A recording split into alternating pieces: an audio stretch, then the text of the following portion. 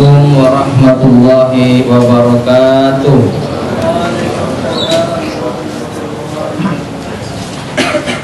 Alhamdulillah, dengan izin dari Allah Subhanahu wa Ta'ala, malam ini kita kembali bertemu dalam pengajian Majelis Ta'lim Al-Ittihad, dan malam ini merupakan pengajian kita yang ke-139, dan bertepatan malam ini malam Ahad tanggal 27 Zulqa'dah tahun 1433 Hijriah, atau bersamaan dengan tanggal 13 Oktober tahun 2012. Yang sama kita hormati dan kita muliakan Tuhan Guru kita yang menjadi narasumber malam ini, alhamdulillah telah berada di tengah-tengah kita.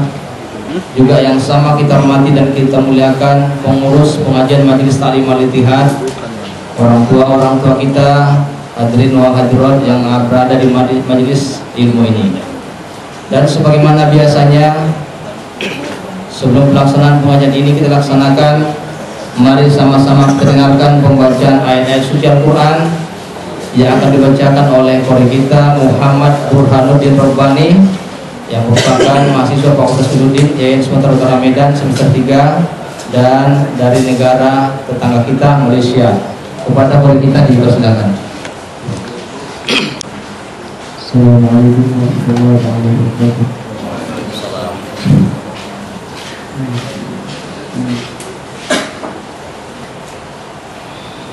Bismillahirrahmanirrahim. Sabbaha lillahi ma fis samawati wa ma fil ardh wa huwal azizul hakim. Ya ayyuhalladzina amanu lima taquluna ma la taf'alun. Kabura maqtan 'inda Allahi an taqulu ma la taf'alun. Inna Allaha yuhibbul ladzina amanu. Inna Allaha yuhibbul ladzina yuqatiluna fi sabilillahi saffan ka'annahum bunyanun marsus. Wa idh qala Musa liqawmihi ya qawmi lima tu'dunani wa qad ta'lamuna anni rasulullahi ilaykum. فلما ذاقوا أذاق الله قلوبهم والله لا يهدي القوم الفاسقين. وإذ قال عيسى ابن مريم يا بني إسرائيل أني رسول الله إليكم مصدقا لما بين يدي من التوراة ومبشرا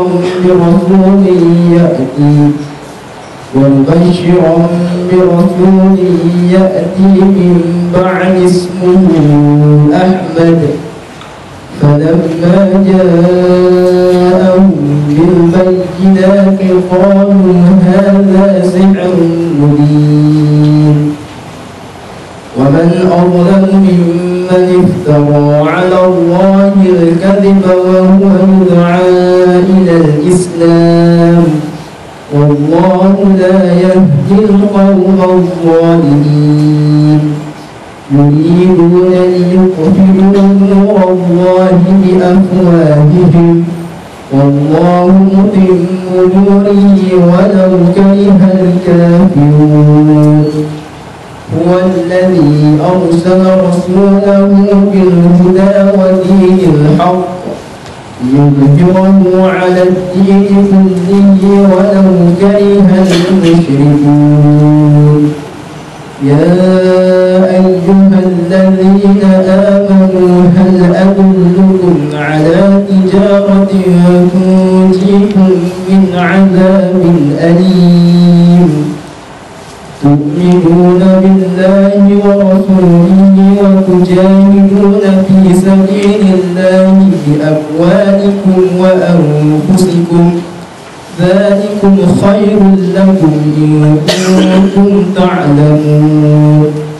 يغفر لكم ذنوبكم ويدخلكم جنات تجري من تحتها الأنهار ومساكن طيبة في جنات عدن ذلك الفوز العظيم وأخرى تحبونها نصر من الله وفتح قريب وبشر المؤمنين يا أيها الذين آمنوا كونوا أنصار الله كما قال عيسى بن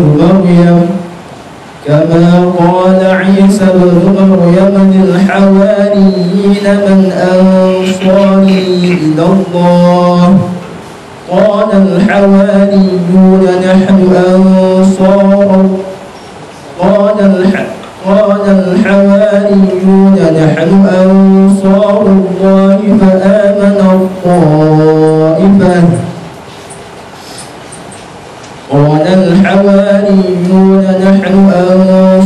الله فآمن الطائفة من بني إسرائيل وكفر الطائفة فأيدنا الذين آمنوا على عدوهم فأصبحوا ظاهرين صدق الله العظيم. Terima kasih kepada guru kita tadi yang telah membacakan ayat-ayat surah Al-Quran. Semoga dengan bacaan tadi pengajian kita dan diskusi kita malam ini mendapat berkah dari Allah Subhanahu wa Ta'ala. Amin amin ya rabbal alamin. Hadirin wa hadirat yang berbahagia, malam ini kita menampilkan dua narasumber. Jadi malam ini sebagaimana biasanya ada dokter mata, malam ini kosong. Jadi malam ini kita menampilkan dua narasumber. Yang pertama adalah yang tidak asing dari kita, tuan guru kita Ustadz Oka Mas'ud, yang nantinya akan melanjutkan materi sebelumnya berkaitan dengan masalah jenaiz. Jadi inilah materi yang disampaikan oleh tuan guru kita nanti. Kemudian nanti yang kedua, tuan guru kita Ustadz Muhammad Arifin LC, ya, judulnya cukup menarik, Nabi Yusuf dan Zulekha sebagai suami istri Israiliyahkah? Tanda tanya dia. Jadi materi ini cukup menarik, nanti jadi kebahagiaan kita, kajian kita malam ini. Tapi Ustadz Arifin nanti adalah pada sesi kedua. Baiklah hadirin rahmatullah yang berbahagia, untuk selanjutnya mari sama-sama kita dengarkan penjelasan dari tuan guru kita tentang materi yang berkaitan dengan jenaiz. Kepada tuan guru kita dipersilakan.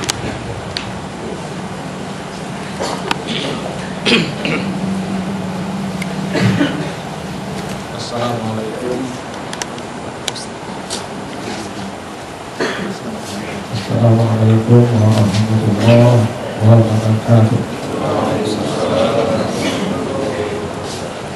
Bismillahirrahmanirrahim.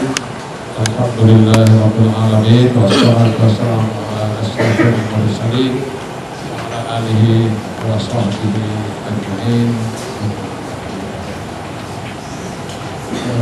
Pertama sekali marilah kita untuk senantiasa bersyukur kepada Allah Subhanahu wa Ta'ala atas segala rahmat, nikmat dan karunia-Nya yang cukup banyak, yang kalau kita hitung tentu tidak dapat kita hinggakan. Terutama nikmat yang terbesar yang diberikan kepada kita adalah diberikan kita hidayah supaya kita menjadi hamba Allah yang beriman. Kemudian kita ucapkan selawat beserta salam untuk junjungan kita yang besar Muhammad sallallahu alaihi wasallam. Semoga kita semuanya menjadi umatnya yang kelak di akhirat mendapat syafaat daripada. Pada malam hari ini saya masih meneruskan lagi masalah jenaiz, ya, masalah jenazah yang dulu sudah kita beberapa kali kita mulai sampaikan. Saya mengambil bagian-bagian yang perlu saja.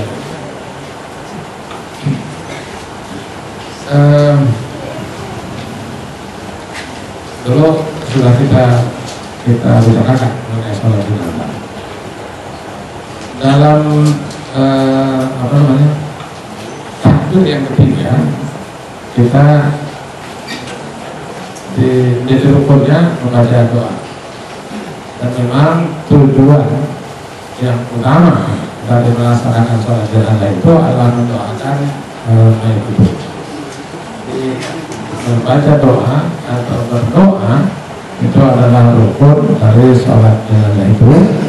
Artinya tidak sah sholat apabila tidak ada doa. Dan doa itu sesudah takbir yang ketiga ya. Yang pertama dibaca surah Al-Fatihah, takbir yang kedua dibaca sholawat, takbir yang ketiga dibaca doa untuk mayit. Ini apa doanya? Doanya banyak yang diajarkan Nabi, cukup banyak.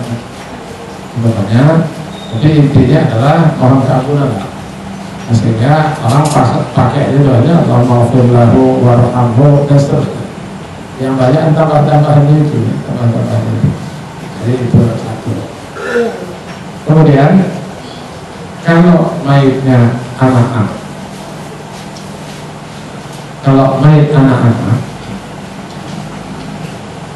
cukup didoakan ibu bapak. Walaupun tetap boleh didoakan seperti tadi. Karena yang baiknya digabung, mendoakan anak itu dan mendoakan ibu bapak.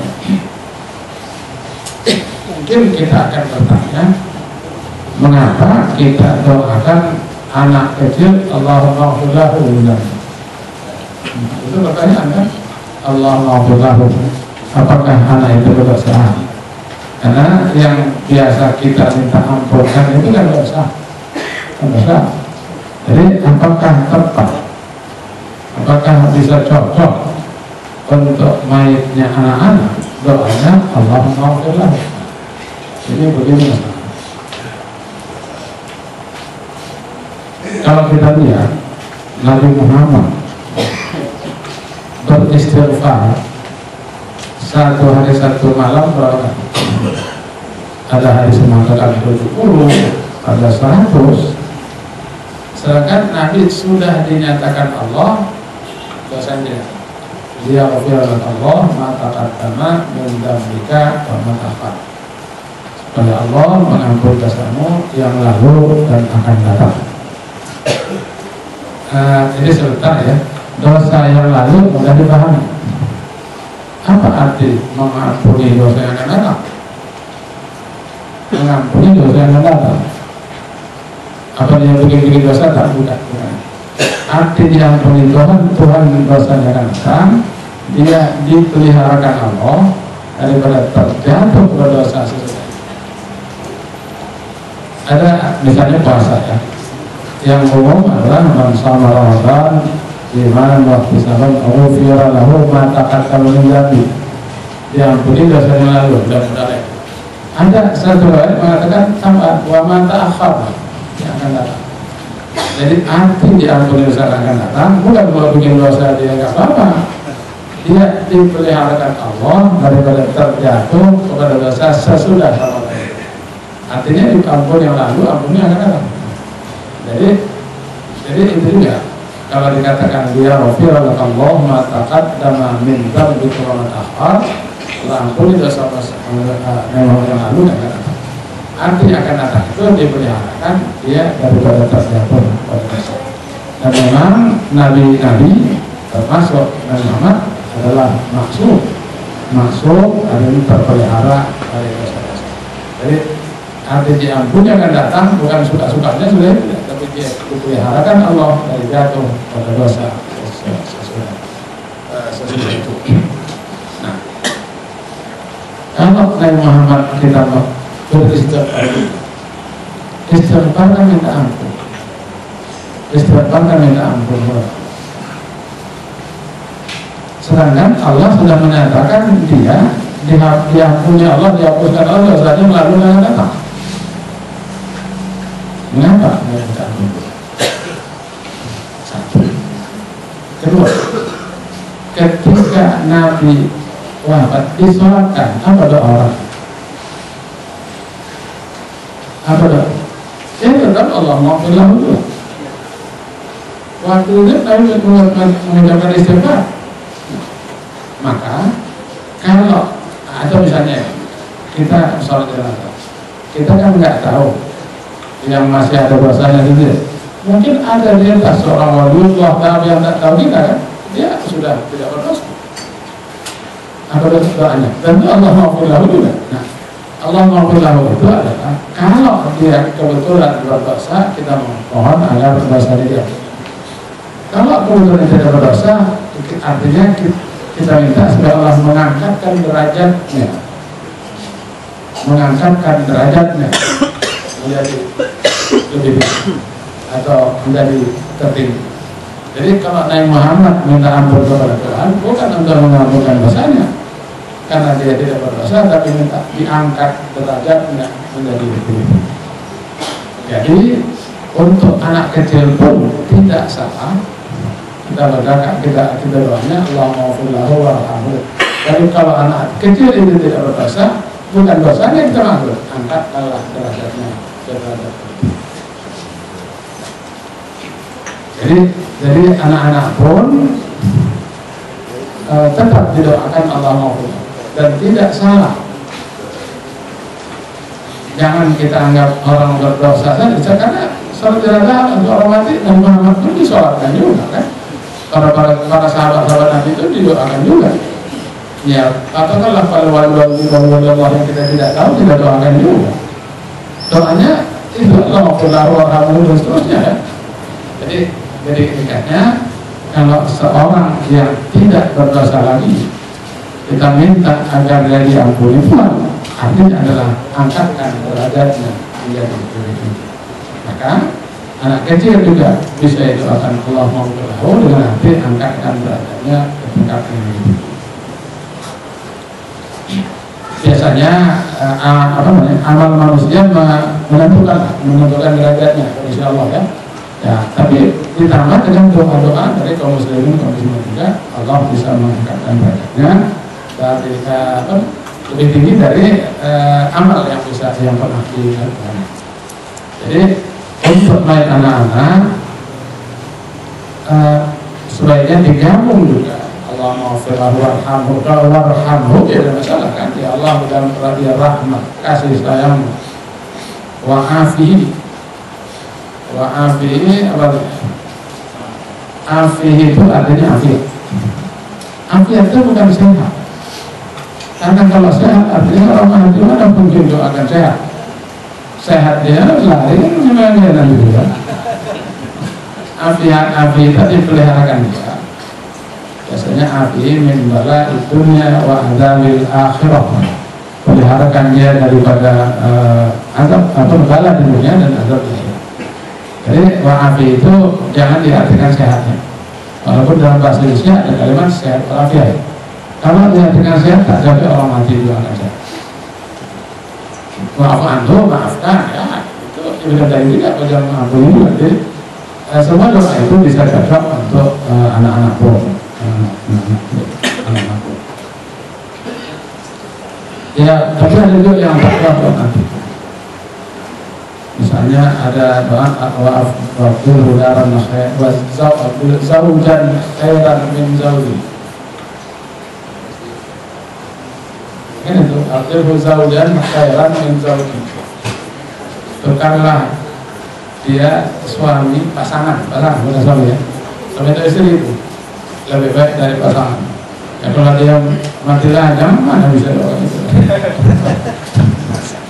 Mungkin boleh ada pasangan yang sesuai di akhirat gitu ya. Tapi kalau khairan min zawjihi kan zawji itu tidak ada kan. Kalau itu kan bisa mungkin tadi tidak ada, tapi bisa juga diartikan arti lain. Jadi Allah maghfir lahu tidak salah kalau kita bacakan, artinya mengangkatkan derajatnya lebih tinggi dari apa yang ada. Nah, tapi tetap bisa didoakan ibu bapaknya. Tapi jelas bahwa yang didoakan ibu bapak itu, kalau ibu bapak itu orang Islam, inkana muslimah ini, ya, orang Islam. Kalau ayahnya kebetulan tidak Islam, tidak bisa doakan seperti itu. Nah, doa ayahnya itu kan biasanya kita katakan Allahumma ij'alhu faratalli abawaihi, kan gitu kan, wa salafa wa zuhra wa syafi'ah, lalu banyak. Itu kan mendoakan ayahnya. Ya Allah, jadikanlah anaknya sebagai pendahulu dari ayahnya, yang mempersiapkan keperluan ayahnya yang akan datang nyusul nanti, gitu ya. Dan sebagai pengganti, sebagai simpanan dan pemberi bantuan dan seterusnya. Jadi untuk main anak-anak, seandainya ini masalahnya perlu saya sampaikan gini, ada orang katanya aku tak mau membayangkan karena tak tahu doanya, karena tak tahu doanya. Allah maghfirlah wa doakan warhamhu wa'afu wa'fu anhu dan seterusnya itu. Dan seterusnya. Jadi doa untuk anak-anak sebaiknya digabung mendoakan anak dan mendoakan ibu bapak. Lagi yang doa itu wasaqil bihi mawazin hasanatihima, beratkanlah dengan kematian anak itu timbangan kebaikan dari ibu bapaknya. Itu tetap manapun kalimatnya itu berarti dapat dibaca di buku-buku tuntunan. Jadi sekali lagi bahwa main anak kecil doa Allah maghfirlahu juga tepat, bukan bersalah, bukan dia nggak berdosa dan sebagainya, tapi kalau dia berdosa kita minta agar diangkat derajatnya lebih tinggi. Itu barangkali tambahan yang perlu. Kalau doa ini banyak kali yang manapun kita bacakan doanya itu, barangkali kalau bagusnya cakap bahasanya begini, jangan kita bacakan doa yang manapun kita doakan. Memang berdoa ini ada orang hanya membaca doa, dia boleh baca aja. Ada orang yang berdoa. Mungkin masalahnya gini, ada orang berdoa dibacanya dia tidak ngerti apa maksudnya, tidak ada masalah, karena bagaimanapun doa itu pasti baik, tapi dia berdoa bukan sekedar membaca. Contohnya gini ya, ketika orang nikah tarik talak didekatkan, boleh tanya pengakuan siapa itu yang ngasih? Karena bukan sekedar baca itu maksudnya, bukan sekedar baca dia. Jadi begitu juga berdoa ini harus dibedakan juga membaca doa dengan berdoa. Makanya kita sering hanya baca doa. Berdoa itu bukan hanya dengan lidah, tapi dengan hati. Karena mungkin lidah ini adalah untuk melahirkan apa dalam hati kita dari yang lain. Jadi kita lahirkan doa itu dari lidah kita, tapi hati kita tidak ikut. Ada orang mengatakan hukum tabarru Allah, berdoalah kamu kepada Tuhan kamu dengan sikap merendahkan diri, tabarru dan suara yang perlahan. Tidak perlu berdoa cukup kuat, tapi sesuaikanlah. Kalau ada orangnya 100 orang misalnya mau mengaminkannya, ya sesuaikan dengan itu yang kita jadi orang kan. Ya kalau sendiri tidak berdoa apa buat itu suara perlahan dan dengan sikap merendahkan. Jadi doa mayit juga adalah berdoa. Kita betul-betul mendoakan si mayit itu agar dia diampuni, dirahmati, dan ini yang perlu kita. Nanti ada hadis Nabi, apa namanya, apabila seorang mayit diselamatkannya berdiri belakangnya 40 orang, ada hadis Nabi 100 orang. Ada kalimat itu 100 orang ini la yusyrikuna billahi syai'an, yang tidak mensyirikatkan Allah. Berdoa itu apa arti yang disebut nanti yang tidak mensyarikatkan Allah? Kalau mensyarikatkan Allah dalam arti ditanya, tak mungkin ya sholat. Tak mungkin ya sholat. Mensyarikatkan Allah ini dua. Satu, mensyarikatkan Allah dalam ketuhanannya. Siapa yang mensyarikatkan Allah ketuhanannya dia kafir. Atau mensyarikatkan Allah dalam tingkat yang kedua ya. Ada mensyarikatkan Allah juga dalam arti tujuan ibadah itu mestinya karena Allah, ada tujuan yang lain. Tujuan yang lain itu mensyarikatkan Allah juga. Ibadah tujuannya karena Allah, ada tujuan yang lain. Itu namanya mensyarikatkan Allah juga. Jadi mensyarikatkan Allah ini lawan dari kafir ya. Mensyarikatkan Allah dalam ketuhanannya. Mensyarikatkan Allah yang tidak kafir, mensyarikatkan Allah dalam ibadahnya. Syirik fil amal, misalnya itu dalam orang riya disebut syirik khafi. Syirik kan? Syirik yang tersembunyi. Itu bukan lawan kafir, karena lawan dari ikhlas. Itu syirik juga lawan dari ikhlas. Jadi orang yang mensalatkan itu betul-betul tidak mensyarikatkan Allah, ada yang betul-betul ikhlas dalam doanya dan ikhlas dalam melakukan salat. Itu yang dikatakan siapa yang berdiri di belakangnya 40, 100 yang orang itu tidak mensyarikatkan Allah, artinya orang berikhlas dalam salat dan doanya, Allah akan ampun. Jadi kali ini untuk anak-anak doanya cukup didoakan ibu bapaknya, tapi sebaiknya digabung juga doa untuk dia dan untuk ibu bapaknya. Biasanya Allah menjalur faratan itu di bapaknya, tapi itu dipakai juga ya. Jadi Allah maafillah warhamu tetap di cocok untuk lakukan untuk anak-anak. Jadi itu tambahan masalah doa kepada mayit ya, untuk mayit. Dulu untuk sholat mayit udah. Kemudian sholat jenazah itu kan bisa sendiri, bisa dilakukan berjamaah. Tentu berjamaah lebih baik dari sendiri-sendiri. Walaupun ketika Nabi disolatkan oleh berpuluh ribu sahabat Nabi tidak berjamaah. Sallu furat, mereka sholat tidak berjamaah. Karena alasannya waktu itu tidak ada yang berani tampil sebagai imam. Karena imam itu pemimpin. Karena belum ada diangkat siapa yang menggantikan Nabi sebagai pemimpin. Jadi itu maka Nabi itu disolatkan di umur lama dari Madinah karena menyelesaikan masalah khalifah siapa ya. Jadi orang terus sholat tidak berani. Jadi Nabi tidak disolatkan berjamaah, walaupun ada sunnah berjamaah karena yang menjadi imam tidak berani tampil. Nah, maka sholat berjamaah ini tetap disunahkan ketika dalam sholat jenazah. Nah, sekarang siapa imamnya? Ini terusnya. Kalau Nabi, karena sebagai guru Nabi itu perlu ada penggantinya. Kalau mengimamkan siapa yang paling berat? Ada bisa disebut kalimatnya ahakku yang artinya lebih berhak. Bisa kalimatnya aula lebih utama.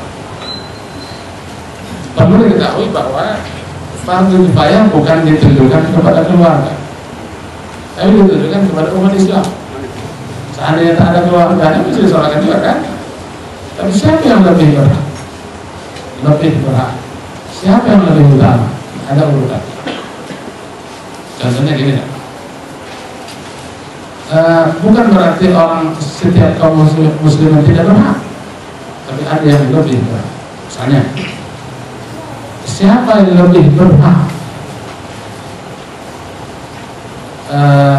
di saf pertama? Sebetulnya yang lebih berhak untuk saf pertama yang dulu datang. yang dulu datang dia berhak untuk di saf pertama.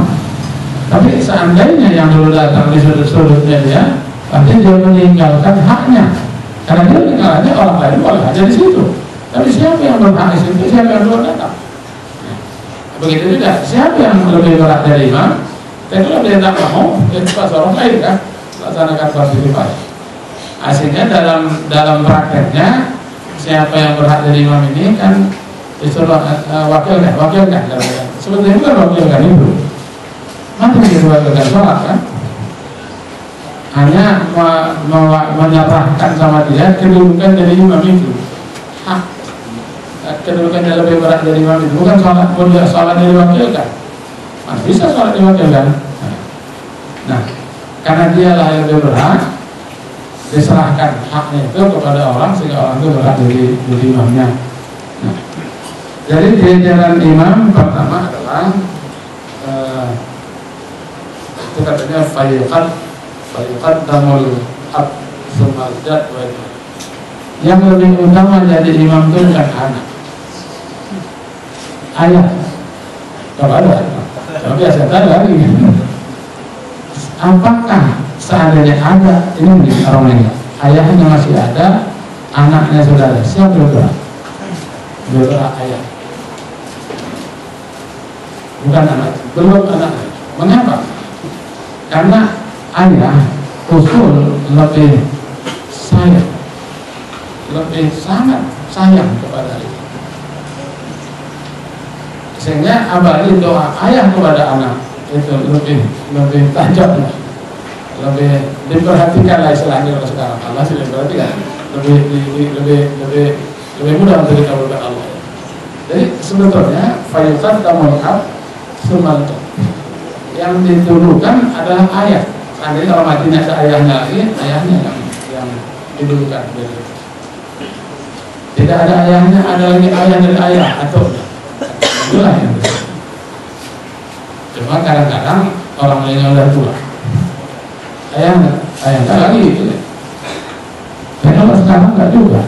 Coba ada orang meninggal, dia umur 56 tahun, gitu kan? 56 tahun lagi muda. Ada masjid-masjid innalillah selama ini kalaunya untuk usia 60 banyak kan, 80 ada. Jadi kalau sudah, jadi orang yang 50 sekian itu ganti. Kalau saya udah lewat 60 udah aman.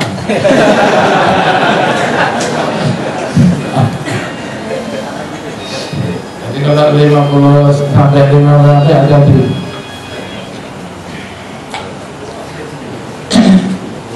Nah, jadi kita sering mencari anak. Sebetulnya bukan.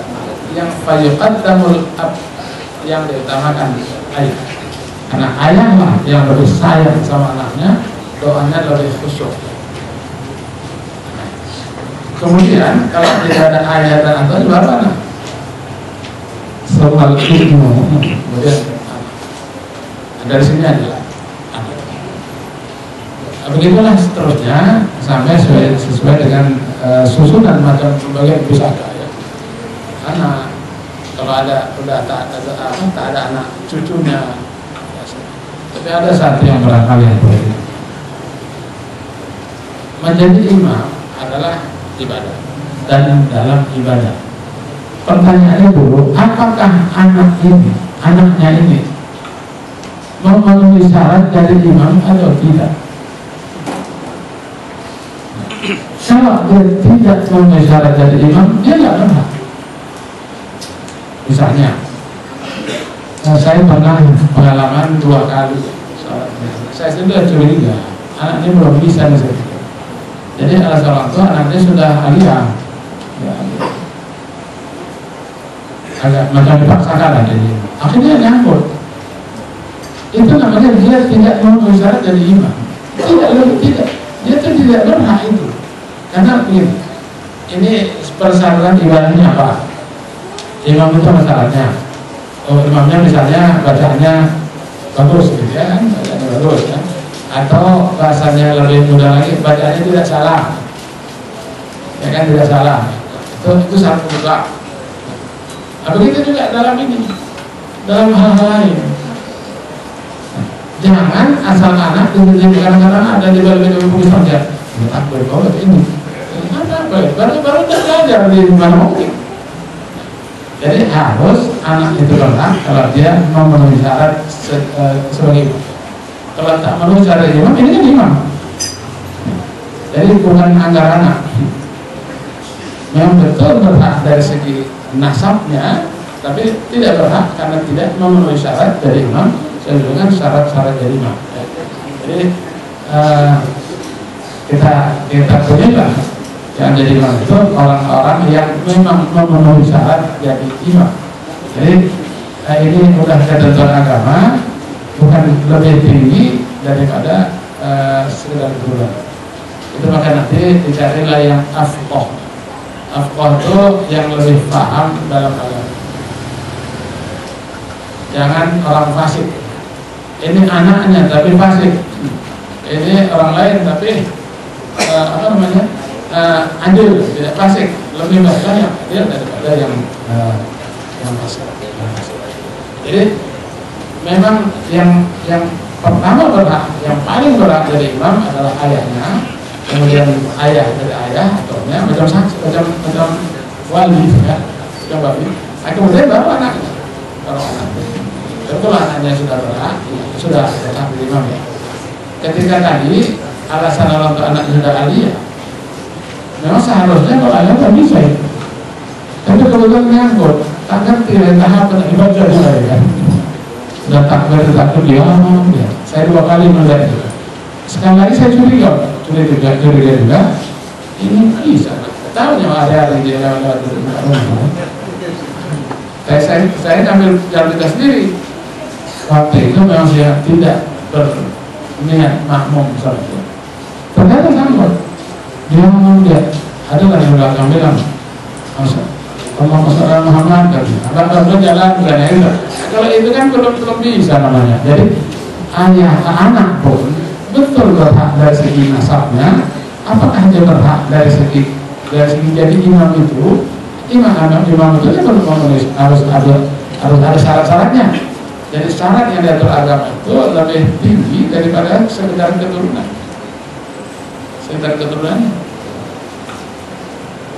Jadi saya ingin jelaskan bahwa bukan anak yang lebih paling berhak, yang paling berhak ayahnya. Ayuqaddamul ab, tsummal jad, tsummal ibu. Yang didulukan adalah ayahnya, kemudian akonya, setelah itu baru anaknya, baru cucunya. Memang kalau kita ada hubungan dengan itu dan kesusuan dalam mendoakan itu akan lebih selama dia mengerti dalam melaksanakan sholat jenazah. Nah itu makanya biasakan anaknya suruh serahkan sama ini gitu. Ya itu karena dia yang paling berhak, lebih berhak, dia serahkanlah haknya. Tapi bukan serahkan, wakilkan, berbeda. Mewakilkan dari sholat, mana bisa sholat diwakilkan. Kalau sudah diwakilkan dari sholat, dia tak perlu sholat. Sudah diwakilkannya sholat, kalau istilahnya wakil ya, kita wakilkan dia jadi sholat ini, ya kita nggak bisa sholat. Jadi hanya menyerahkan haknya yang karena dia berhak jadi imam tadi kepada orang lain. Itu makanya biasa serahkan orang ini, serahkan nama bapak nih, nama imam nih. Itu benar ya, kalau itu benarlah serahkan kedudukannya jadi imam atau haknya itu yang diserahkannya. Tidak pun diserahkannya tetap mesti diserahkan juga kan, bukan mesti fardu kifayah, bukan ditujukan kepada keluarga, tapi ditujukan kepada kaum muslimin. Cuma siapa yang berbeda. Nah, jadi siapa yang ada yang sama satu derajat, misalnya anaknya ada 3, siapa yang dipilih? Itu katanya kalau dalam kitab ini katanya wajib tama'ah fi wasfatin al-asam al-adlu aula alat. Kalau misalnya ada 3 orang anak, siapa yang jadi imam? Kalau sama nilainya semua, yang lebih tua, yang adil, kemudian yang adil itulah yang utama jadi. Nah, tapi kalau tidak sama, lain dari kefahaman dalam agama, tidak mesti yang tua. Lebih diutamakan yang adil. Satu adil tidak fasik. Ini tua tapi fasik. Ini muda tapi tidak fasik. Siapa yang duluan? Duluan yang tidak fasik, itu bukan yang fasik. Ada orang yang tua dia, termasuk politika itu. Ada sederajat sama. Misalnya saudaranya ada 3 orang, sudah ya, yang 3 orang dewasa semua ya. Siapa yang menjadi walinya? Cari kan wali itu yang mana yang lebih adil, tidak fasik. Tidak fasik semuanya, yang tua dulu. Tapi kalau yang tua ini fasik, dia tak pernah itu. Yang muda pun jadi yang asal jangan yang fasik. Jadi bukan mesti tua umur dari masalah. Termasuk jadi imam ini, dia fasik, dia tua. Yang muda tidak fasik, yang muda itu ini. Jadi pemilihan imam itu juga ada kriterianya, nanti kita katakan. Nah, kalau diserahkan sama orang, ya bisa saja. Itu barangkali tambahan dari yang lalu. Kemudian ini saya akan memburu supaya habis, kalau bisa 2 kali. Nanti ada masalah-masalah yang baru nanti di sesudah. Sekarang sesudah disolatkan, supaya kedudukannya adalah menguburkan. Nah, dalam bahasa Arab disebut namanya dafnun, menanam ya. Itu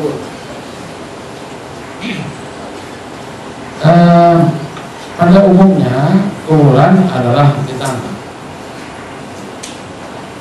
karena yang dikuburkan tubuh manusia. Tubuh manusia itu berasal dari tanah. Dikuburkan di tanah, nanti dia kembali ke asalnya menjadi tanah.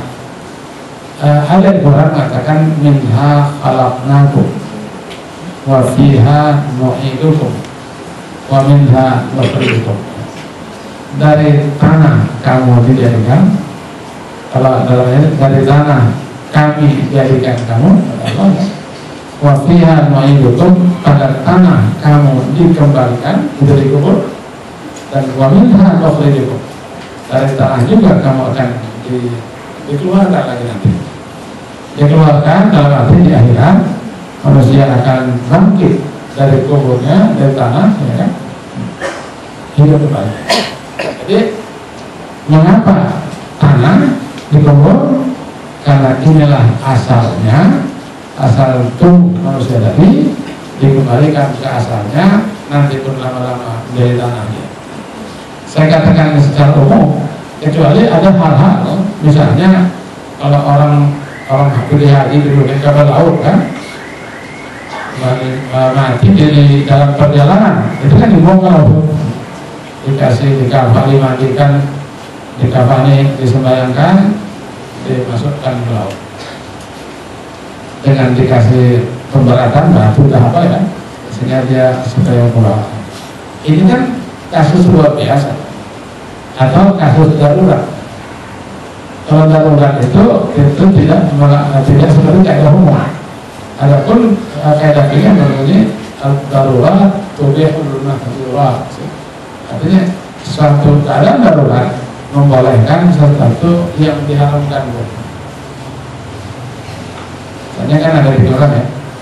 Famanit turro Baila Baru Wala Arim Wala Ismail Manit turro Fi mahmasatin Baila mutajan Ibn Ismin harus mati. Siapa yang dalam keadaan terpaksa, tidak ada makanan lain, kalau tidak dimakannya yang haram ini, matilah dia. Itu boleh, itu darurat. Jadi yang kajian yang tidak luar biasa itu ya dan sebagainya. Jadi mengumpulkan pada umumnya di tangan. Kenapa? Karena asalnya pun dari tanah. Dikembalikanlah ke asalnya. Ruh manusia bukan dari tanah. Bukan dari tanah. Yang dari tanah tubuh manusia. Manusia ini kan dua. Ada tubuhnya, ada rohnya. Rohnya kita tidak tahu, cuma bisa kita rasakan. Nah, roh itu berasal dari Allah, dikembalikan kepada Allah. Ada Allah, tak tahu kita itu. Udah roh pun amri Rabbi, kesudahannya roh urusan Allah, maka dikembalikanlah dia kepada Allah.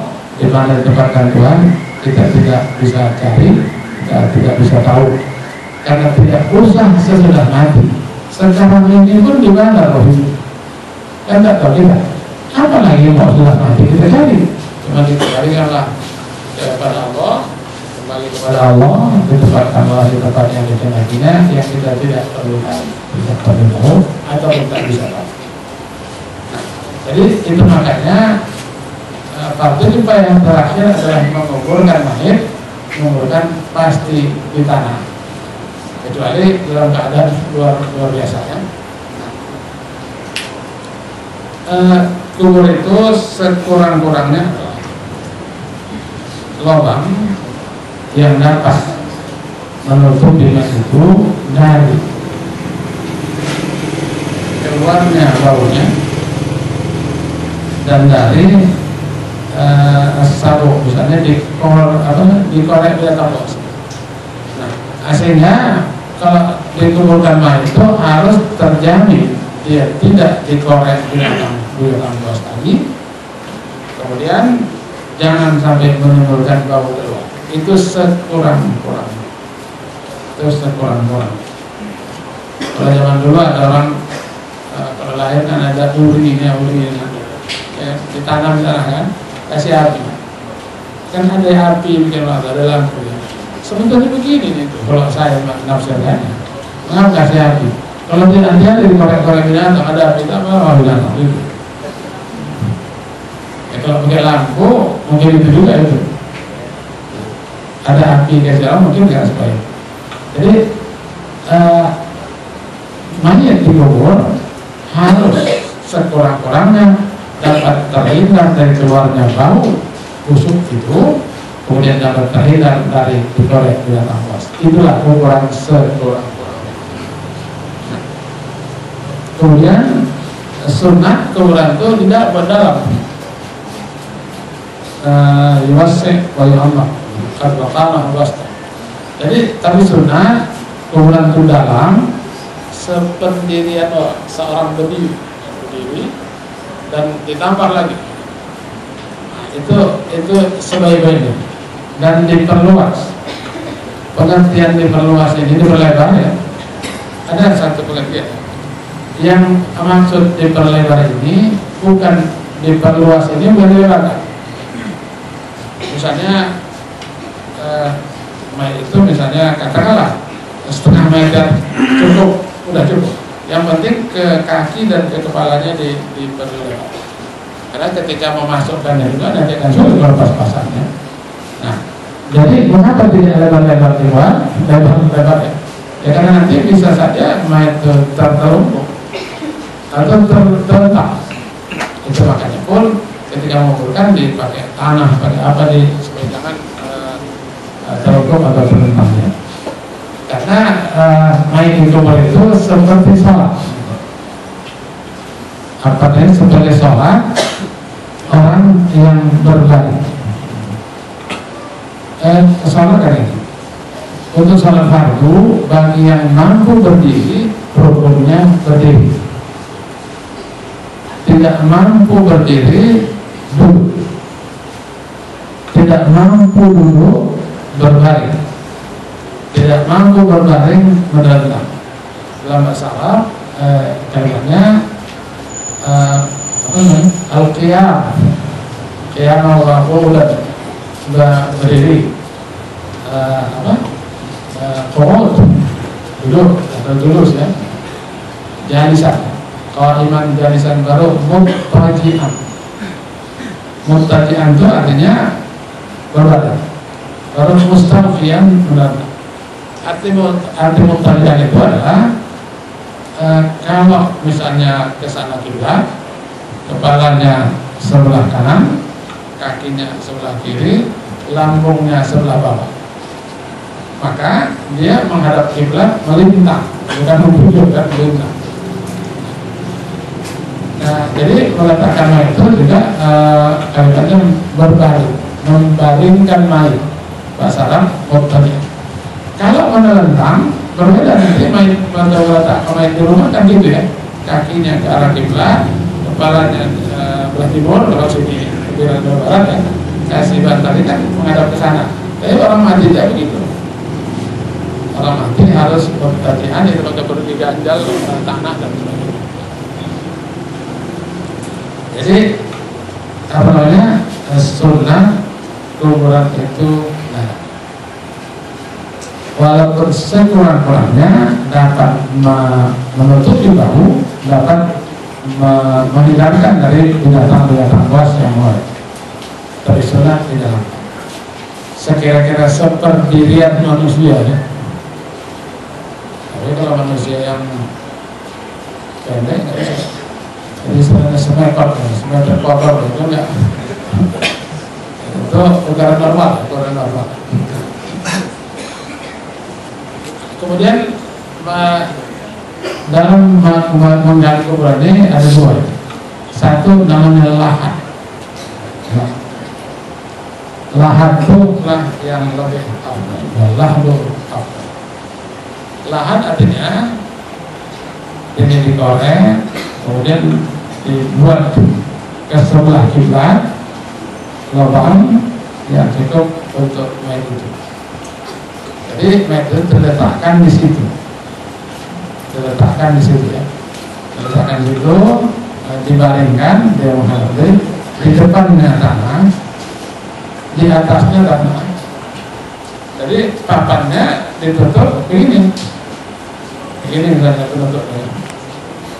Ini ditimbun ke sini, jadi yang ditimbun itu tidak baik, yang dilahat itulah yang paling abad. Tapi ini perlu apabila tanahnya keras. Kalau tanahnya lembek nggak bisa. Jadi tentu sesuai dengan keadaan. Sesudah lahat itu baru yang abdal itu bahasanya asyak.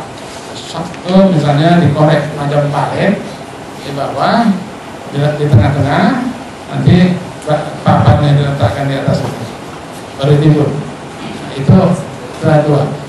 Tapi kalau tidak, barulah boleh pakai keranda itu. Karena memakai keranda itu makruh itu, kecuali karena hajat ya. Makruh kecuali karena hajat. Misalnya kalau orang pinggir laut yang ada pasang itu, tak bisa itu pakai lahat, tak bisa itu pakai apa itu. Atau itu barulah tidak makruh pakai keranda yang papan segala macam itu. Nah,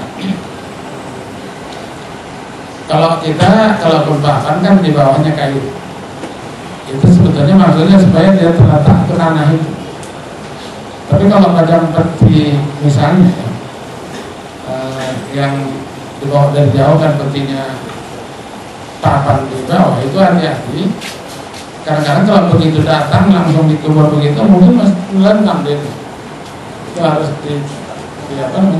dibuka untuk menghadapkan ke kiblat, dikubur. Seandainya pun papan itu terada. Itu kan yang disebut makruh tadi. Makruh tadi. Jadi sebaik-baiknya kuburan itu lahat di lorong, kemudian ke samping itu. Jadi mayat itu diletakkan di dalam lahat, di lahat. Kalau ada papannya penutup itu lebih timbul. Itu ya. Jadi dia tidak mungkin melentang, tidak mungkin tertelungkup karena tanah depannya. jangan juga dia menelentang, karena dia diganjal dengan tanah, apalagi papannya sudah ada itu. Kalau tidak, baru dibuat semacam parit di bawah, dia letakkan dalam parit itu, kan sepas main itu. Kalau papannya ditutup gini, pun dia letakkan. Kalau tidak mungkin itu, karena hajat barulah tidak makruh pakai keranda. Kalau macam dulu, kalau ada orang mati, berapa terus lihat dulu apakah tanah itu bisa bikin lahat atau tidak. Apa perlu juga untuk menahan tanah itu dari ketika ditimbulkan. Jadi yang paling afdalnya adalah lahat, artinya dikorek ke arah kiblat. Sesudah itu di asyam semuanya dibuat seperti paret di bawah, seperti paret. Lantas ketika papannya ditutup dari atas, baru ditimbulkan. Barulah kalau tidak mungkin itu, mungkin daerahnya banjir dan apa, barulah tidak makruh pakai keranda. Kalau tidak pakai keranda itu makruh. Kalau makruhnya dapat bayangkan. Dari satu segi itu kan membuang-buang papan tak ada manfaatnya. Kalau tak akan hajat. Jadi paling tidak itu makruh. Ada lagi orang bikin kerandanya yang 7 tingkat, itu karena itu membuang-buang harta, itu bisa haram ya. Karena itu tingkat yukir ada apa dulu orang untuk ditanam di tanah ya. Jadi yang paling afdal lah sudah itu diparet di tengah. Kalau tidak mungkin karena keadaan misalnya di pinggir laut dan sebagainya, itu bolehlah pakai keranda ya. Artinya tidak makruh pakai keranda. Kalau tidak pakai keranda itu makruh. Dan kalau sampai kesannya membuang-buang harta tanpa ada maksudnya, haram karena tafsir membazir. Saya mengatakan innal mubadzirin kanu ikhwana sayyi'in. Orang yang membazir itu adalah saudara setan. Nah, kemudian jadi lahat lebih afdal daripada pakai parit tengah. Pakai parit tengah lebih afdal daripada pakai keranda. Keranda tidak makruh kalau karena hajat. Apa hajatnya? Ya tadi mungkin daerahnya banjir, mungkin daerah pinggir laut pasang, air pasang gitu. Air pasang mana yang bisa ditimba itu? Orang pasang kan? Jadi itu barulah boleh pakai keranda. Dan keranda yang kita buat itu lebih baik dari peti mati sekarang ini. Keranda itu biasanya dibuat kain di bawah, sehingga tinggal letak kita. Kalau peti mati ini pada bawa mayat dari jauh itu kan papan di bawah itu, yang itu harus perlu diperhatikan ketika dimasukkan ke kubur, mayat itu harus posisinya menghadap ke kiblat. Kalau tidak, biasanya kalau dibawa itu menentang. Misalnya mayatnya meninggal di Jakarta, itu kan tidak begitu itu ditentang ya. Jadi nggak ada masalah, orang bawa ke kubur kan, kuburnya harus menghadap ke kiblat juga mayatnya. Nah, jadi bergantung kepada keadaan tanah mana yang lebih mungkin, itulah dia. Kalau tidak, karena hajat, baru oleh pakai keranda tidak makruh. Kemudian seperti imam tadi juga, siapa yang memasukkan ke kubur itu atau ke lahat itu yang paling berhak adalah itu juga anaknya sudah ada. Tapi ayah nggak masuk sini. Jadi nanti dalam kenyataannya kita lihat orang tukang gali kubur orangnya sembarangan aja, siapa yang kuat dan kuat bisa.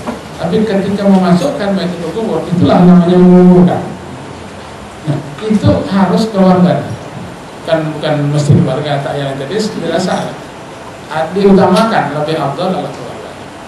Jadi semua fardu kifayah itu dikuasai oleh keluarganya karena dialah yang lebih berhak. Ada yang berhak, bukan yang tidak berhak, maka dialah lebih berhak. Misalnya katakanlah ibunya meninggal, masa seorang anak tidak mau turun dua orang? Dialah seharusnya. Masa mungkin kadang-kadang diletakkan yang meletakkan itu kan 2 kali kubur, kadang-kadang jalan-jalan pendek dia gitu kan. Itu yang kadang-kadang kita tidak perhatikan. Padahal ini adalah satu kewajiban. Kalau itu kewajiban itu adalah ibadah. Ada aturannya. Ini kalau tukang kali kubur ini kadang jalan-jalan pendek, jalan apa itu kan wajib tidak ya. Harus kita meletak itulah. Bukan mayat dihormati, tapi itulah lakukan penghormatan kepada mayat. Jangan sembarangan dilakukan. Jadi kalau kita anjurkanlah kepada anak-anak dari mayat ini menguburkan mayat itu dalam arti memasukkannya ke lahat, kalau lahat kebun tadi ya di situ. Jangan nanti hanya tukang gali kubur yang kadang-kadang juga pakaiannya nggak ketentuan. Ini namanya kita kurang menghormati lah, kurang sopan lah gitu. Ya lagi ini ibadah. Kenapa dikatakan ibadah? Kalau namanya hukumnya wajib, itu ibadah itu. Nah, kalau ibadah, kenapa mesti pakaiannya begitu? Misalnya ini, apakah sah orang berwudu itu telanjang bulat? Sah, karena mengukur sah cukup syarat rukunnya. Tapi apakah beradab namanya berwudu? Ini beribadah pakai dilahirkan begitu? Enggak juga kan? Nah, itu juga menguburkan mayat adalah ibadah, karena itu kewajiban kita. Kewajiban artinya satu perintah Allah kepada kita. Apakah beradab orangnya pakai dengan kolor tanda pendek itu? Tidak, itu. Jadi itu makanya anak merah yang harus berpakaian, bukan pakaian yang ganti, pakaian menutup aurat yang penuh ya, ialah yang berpakaiannya. Lagi ini kan keluarga. Jadi jangan kita anggap enteng hal-hal yang seperti ini. Jadi dalam hal ini menguburkan mayat adalah satu fardu kifayah yang terakhir, itu adalah ibadah, maka harus dilakukan dengan secara yang baik. Kemudian terakhir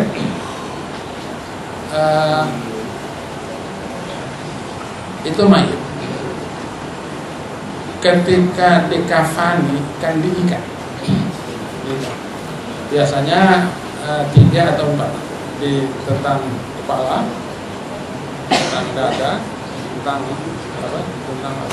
lutut ya. Kemudian ketika dikubur ikatannya itu dibuka. Mengapa dibuka? Ini ada istilah itu supaya jangan kita berharap mayat itu macam diikat. Lepaskan semua ikatan itu ketika dikubur. Kemudian baru jadi ikatan-ikatan yang perlu untuk mengkafaninya karena perlu untuk mengangkatnya lepas mengangkatnya, ketika di sini tidak perlu diangkat-angkat lagi, dibuka semua ikatan. Itu namanya kita mengharapkan baik, mengharapkan jangan dia lepas dari segala macam masalah gitu ya. Jadi disyaratkan dengan membuka ikatan-ikatan. Seandainya terikat juga nggak masalah, tapi kita yang jadi masalah kan. Paling tidak kita melaksanakan sesuatu yang tidak baik ketika penguburan mayat. Sebetulnya masih ada lagi masalah ini, tapi saya pikir karena kita berusaha untuk lebih cepat kan, jadi bisa kita masuki sesi.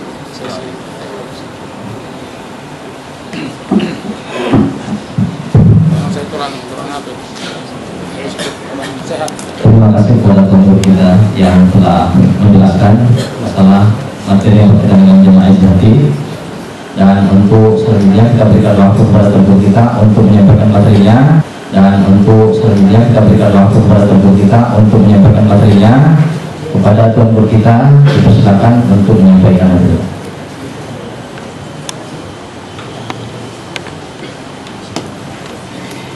Assalamualaikum warahmatullahi wabarakatuh.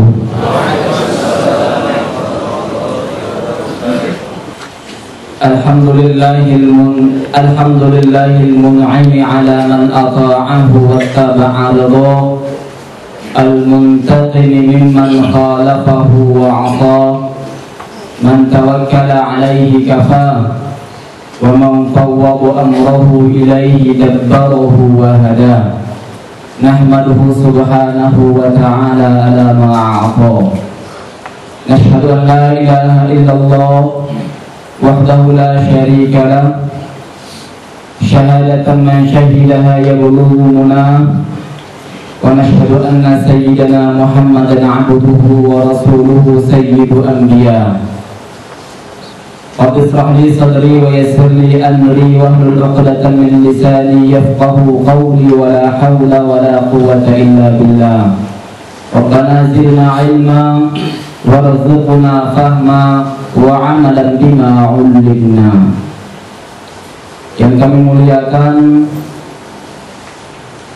pengurus pengajian Al-Ittihad, Ustaz moderator, bapak-bapak, ibu-ibu, orang tua kami, para ustaz yang kami hormati, saudara-saudari yang dirahmati Allah Subhanahu wa ta'ala. Kembali kita bersyukur kepada Allah dan salawat berangkai salam atas junjungan Nabi besar Muhammad sallallahu alaihi wasallam. Allahumma salli wa sallim wa barik ala sayyidina Muhammad. Tepatnya hari Selasa kemarin saya diminta untuk masuk mengisi di sini. Saya tanya materinya apa, Ustaz Thohir mengusulkan membahas tentang Israiliyat di dalam Al-Quran. Pembahasan Israiliyat dalam Al-Quran sangat panjang. Jadi saya ambil materi yang lain yang masih berkenaan dengan Israiliyat. Ada sebuah SMS yang dahulu pernah datang ke saya, bertanya, Ustaz, kabarnya hubungan Nabi Yusuf dan Zulaikha itu tidak benar.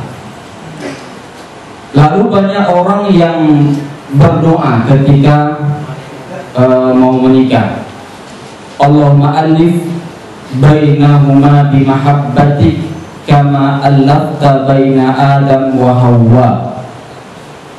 Wa alif bainahuma kama allafta baina Yusuf wa Zulaikha wa baina Muhammadin wa Khadijatil Kubra, dan seterusnya.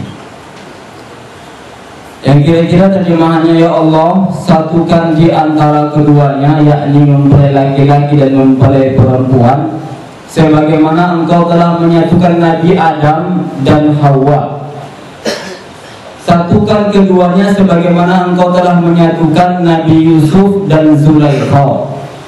Satukan di antara keduanya sebagaimana Engkau telah menyatukan Nabi Muhammad sallallahu alaihi wasallam dan Khadijah.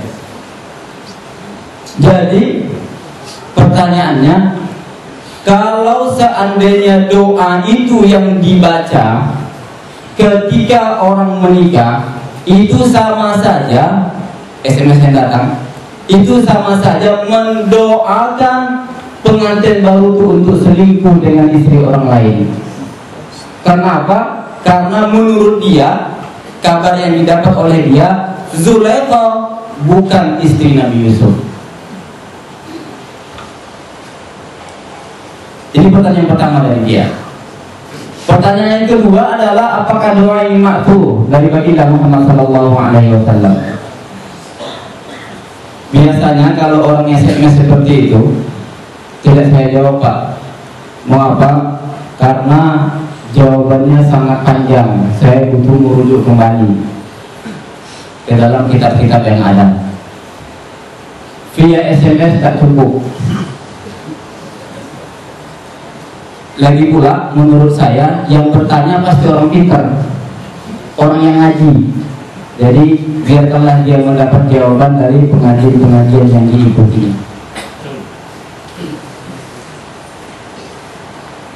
Untuk doa ini ma'thur atau tidak, memang tidak pernah saya jumpai dalam kitab-kitab hadis doa ini ada berasal dari baginda Muhammad SAW. Tetapi apakah bid'ah? Saya tidak tahu. Mengapa karena pakar bid'ah nggak ada di sini? Mudah-mudahan Bapak itu sehat-sehat selalu. Kalau biasanya kita berdoa buat anak kita, ya Allah jadikanlah anakku ini seperti bapakku, atau ada orang besar kita mau mendoakan anak kita seperti orang besar tersebut, boleh apa enggak itu? Boleh. Ada maksudnya dari Rasul? Tidak ada. Nah, jadi untuk doa ini ma'thur atau tidak pernah dijumpai di dalam hadis. Tetapi apakah boleh? Boleh. Ya, karena doa kan tergantung permintaan kita. Kan seperti itu. Kebutuhan orang kan beda-beda. Apakah bid'ah? Saya tidak tahu lagi. Silakan jawab saya dulu. Yang perlu kita jawab pada malam ini adalah apakah benar Nabi Yusuf pernah menikah dengan Zulaikha? Biasanya pembahasan yang seperti ini itu disebut dengan pembahasan Israiliyat. Sebelum kita masuk untuk menjawab kasus Nabi Yusuf dan Zulaikha sebagai suami istri, kita harus lihat dulu Israiliyat. Apa itu Israiliyat? Kata Israiliyat berasal dari kata Israel. Israel itu nama lain dari Nabi Yakub alaihissalam. Jadi Nabi Yakub itu nama lainnya adalah Israel. Israel itu artinya Abdullah. Isra itu Abdul dan Il itu Allah. Jadi Abdullah. Dan ini adalah nama lain dari Yakub. Bani Israel itu adalah keturunan Nabi Yakub alaihissalam. Keturunan Nabi Yakub alaihissalam. Lalu menurut Profesor Dr. Muhammad bin Muhammad Abu Syahbah di dalam kitabnya Al-Israiliyat wal Mawdu'at fi Kutubit Tafsir, beliau mengatakan Bani Israel itu juga dikenal dengan Yahudi. Nah, qad 'urifu bil Yahud min qadim zaman. Israel itu dikenal juga dengan nama Yahud. Wa amma man amanu bi Isa faqad asbahu yutlaqu alaihim ismun Nasara. Di antara mereka yang beriman dengan Nabi Isa, maka namanya bukan lagi Yahudi, bukan lagi Israel atau Bani Israel, tetapi sudah berubah menjadi An-Nasara. Wa amma man amana bi khatimil anbiya, siapa yang beriman dengan nabi terakhir baginda Muhammad sallallahu alaihi wasallam, maka sudah menjadi orang Islam atau orang mukmin. Jadi nama lain dari Bani Israel juga Yahudi. Beliau Profesor Dr. Muhammad bin Muhammad Abu Syahbah lagi-lagi menjelaskan bahwa untuk Israiliyat itu memiliki pada dasarnya rujukan-rujukan dari orang-orang Yahudi. Itu pada dasarnya, seperti kitab Taurat dan berbagai syarahannya. Selanjutnya Asfar, Talmud dan syarahannya, Al-Asatir wal Khurafat, cerita-cerita yang tidak berdasar, wal abadil alladhi taruha, cerita-cerita yang batil yang mereka buat sendiri. Nah, ini semuanya ketika berasal dari orang Yahudi, maka itu disebut dengan Israiliyat. Tetapi di dalam berbagai pembahasan, termasuk yang dibahas oleh Profesor Dr. Muhammad bin Hussein Az-Zahabi di dalam disertasinya atau risalah doktoralnya At-Tafsir wal Mufassirun, beliau mengatakan terkadang para peneliti itu memperluas definisi Israiliyat dan ini sah. Jadi menurut peneliti-peneliti yang ada, Israiliyat tidak hanya sebatas pada cerita-cerita orang Yahudi, tetapi juga orang Nasrani. Tetapi ketika kita lihat di dalam kitab-kitab tafsir, itu sedikit sekali cerita-cerita yang berasal dari Nasrani, banyak yang dari Yahudi. Nah, jadi apakah itu berasal dari Yahudi atau dari Nasrani? Kedua-duanya ini disebut dengan Israiliyat. Ini untuk definisi Israiliyat.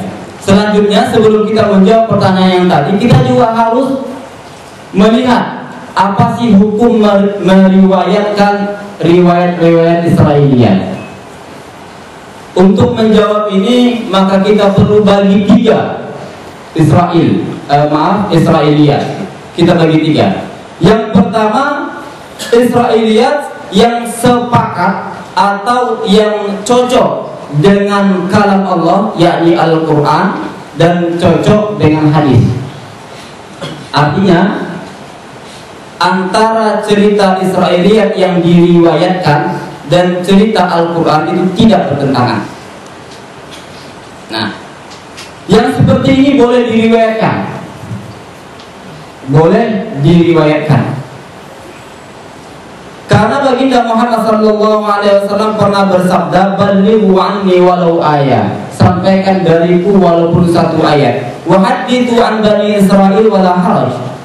Dan berceritalah kamu tentang Bani Israel dan tidak ada larangan. Wa man kadzaba alayya muta'ammidan falyatabawwa maq'adahu minan nar, kata Nabi. Dan siapa yang berbohong terhadapku, maka dia telah menyediakan bangkunya di surga. Hadis ini diriwayatkan oleh Al-Imam Al-Bukhari. Banyak kasus yang terjadi. Salah satunya Imam Ali bin Abi Thalib. Pada satu saat ada seorang laki-laki dari Yahudi datang kepada Ali bin Abi Thalib. Lalu Ali bin Abi Thalib bertanya, "Ainan nar?" Di mana neraka? Lalu orang Yahudi tadi menjawab, "Fil bah," neraka di lautan. Setelah itu Ali mengatakan, "Ma arahu illa shadiqan." Aku berpendapat dia benar. Neraka di lautan. Mengapa? Karena Allah Subhanahu wa taala berfirman, "Wa idzal biharu sujjirat." Dan ketika lautan dihangatkan oleh Allah. Walaupun penafsiran seperti ini adalah penafsiran yang lemah, tetapi Imam Ali bin Abi Thalib masih tetap menerimanya. Artinya, kalau itu tidak bertentangan dengan Al-Quran, dengan hadis baginda Muhammad sallallahu alaihi wasallam, maka cerita Bani Israel itu atau statement dari Bani Israel dapat diterima. Ini pertama. Yang kedua, Israiliyat yang bertentangan dengan nas-nas agama. Kalau seperti ini pastinya tidak boleh diriwayatkan dengan tanpa menjelaskan kebatilannya. Kalau diriwayatkan dengan menjelaskan kebatilan, boleh. Setelah kita ceritakan, ini Israiliyat yang tidak cocok, paslah itu. Tetapi dia bercerita panjang-panjang, tak dikomentarinya, sudah keliru. Nah, Ini contohnya banyak. Contohnya banyak. Di dalam berbagai kitab tafsir akan kita jumpai ketika menafsirkan surat Sad ayat 34. Walaqad fatanna Sulaimana wa alqaina ala kursiyyi jasadan tsumma ana. Ayat ini menceritakan Allah pernah menguji Nabi Sulaiman, lalu membuat Nabi Sulaiman terduduk kaku di kursinya. Banyaklah cerita tentang Nabi Sulaiman ini. Salah satunya adalah Nabi Sulaiman mau pergi ke hammam, ke kamar mandi. Lalu dia melepas cincinnya dan menitipkan cincinnya kepada istrinya. Ketika itu datanglah iblis menyerupai Nabi Sulaiman. Lalu iblis datang ke istrinya meminta cincin tersebut. Cincin Nabi Sulaiman adalah tanda kekuasaan Nabi Sulaiman. Ketika dipintanya, lalu iblis menguasai manusia. Karena Nabi Sulaiman adalah raja. Dengan adanya cincin itu iblis menguasai manusia. Lalu Nabi Sulaiman keluar dari kamar mandi, mendatangi istrinya. Mana cincinku? Loh, bukannya tadi sudah diambil, kata istrinya. Bukan, itu bukan aku. Akulah Sulaiman yang sekarang. Tidak, tadi Sulaiman sudah datang kepadaku dan sudah mengambil cincin itu, kata istrinya. Semenjak itu Nabi Sulaiman tidak berkuasa. Yang menguasai kerajaan Nabi Sulaiman adalah iblis, la'natullah alaih. Ini berlangsung beberapa saat. Curiganya para istrinya ketika sang iblis datang menyetubuhi istri-istri Nabi Sulaiman dalam keadaan haid. Lalu istrinya curiga, Sulaiman tidak pernah seperti ini. Mengapa Sulaiman yang ini sekarang datang dan menyetubuhi istrinya dalam kondisi haid? Kata istrinya. Semenjak itu terbongkarlah bahwa Sulaiman yang itu adalah Sulaiman yang palsu. Ini adalah Israiliyat yang bertentangan dengan nas-nas agama, karena ini mencoreng nama baik keluarga Nabi Sulaiman. Nah, seperti itu. Riwayat yang seperti ini tidak boleh diriwayatkan kalau seandainya tidak ada penjelasan bahwa ini batil atau ini tidak batil, seperti itu. Nah, ini yang kedua. Yang ketiga, Israiliyat yang tidak menyalahi syariat, yang tidak menyalahi nas agama, dan juga tidak dibenarkan oleh nas agama. Artinya al-masbut anhu, tidak ada ayat yang mendukungnya, tidak ada riwayat yang mendukungnya, tetapi riwayat itu tidak bertentangan dengan yang lain. Yang seperti ini menurut para ulama tafsir kontemporer itu boleh diriwayatkan dalam kondisi bagaimanapun. Artinya dijelaskan dia riwayat Israiliyat atau tidak dijelaskan, boleh. Mengapa? Karena Nabi Muhammad SAW pernah bersabda, la tusaddiqu ahlal kitab wa la tukadzibu. Jangan engkau benarkan ahlul kitab dan jangan pula engkau dustai mereka. Wa qulu amanna billah, katakanlah kami beriman kepada Allah, wa ma unzila ilaina, dan beriman kepada apa yang diturunkan kepada kami, wa ma unzila ilaikum, dan apa yang diturunkan kepada kami. Hadis ini diriwayatkan oleh Imam Al-Bukhari. Nah, jadi dari sini Israiliyat ada tiga. Pertama, yang cocok dengan nas agama boleh diriwayatkan, yang tidak cocok tidak boleh diriwayatkan kalau seandainya tidak dijelaskan kewakilannya. Yang ketiga, yang masbut anhu, tidak ada penjelasan apa-apa, dan ini boleh diriwayatkan walaupun tidak menjelaskan bahwa itu adalah Israiliyat. Nah, ini tentang Israiliyat. Lalu masuk kita kepada Nabi Yusuf dan Zulaikha. Nabi Yusuf tidak perlu kita bahas karena Al-Quran menceritakan Nabi Yusuf dengan ahsanul qasas, cerita yang paling indah. Tidak ada cerita yang paling lengkap dalam Al-Quran kecuali kisah Nabi Yusuf alaihissalam, dan itu terkumpul dalam satu surat. Makanya di awal-awal Allah Subhanahu wa taala katakan, nahnu naqussu 'alaika ahsanal qasas, kami ceritakan kepadamu cerita yang paling indah. Jadi jadi masalah adalah nama Zulaikha. Nama Nabi Yusuf tidak perlu kita bahas. Nama Zulaikha dalam literatur, ada nggak nama Zulaikha? Al-Quran sama sekali tidak pernah menyebut nama Zulaikha atau namanya yang lain, karena ada yang mengatakan namanya Ra'il. Nah, Al-Quran sama sekali tidak pernah menyebutkan itu. Dan menurut Muhammad Rasulullah, mengapa tidak pernah? Karena Al-Quran bukan kitab sejarah untuk mendeteksi fakta-fakta sejarah secara rinci, tidak pernah. Al-Quran ketika menceritakan satu kisah, yang mau diambil bukan fakta sejarahnya, tetapi apa hikmahnya, apa pelajaran yang dapat diambil dari kisah itu. Ini sesuai dengan ayat laqad kana fi qasasihim 'ibratan li ulil albab.